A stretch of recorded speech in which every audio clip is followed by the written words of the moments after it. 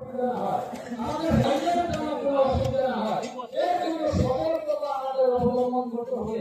আমার বিশেষভাবে আমরা যারা কোরবানি করে নিজ নিজ দায়িত্বে পশু সেটা ভয় দেবো, সেটা বস্তু আমরা আর ভাইয়া সেটা বুঝে রাখবো। এটাই আমার বিশেষ করলো এই পরিচিত।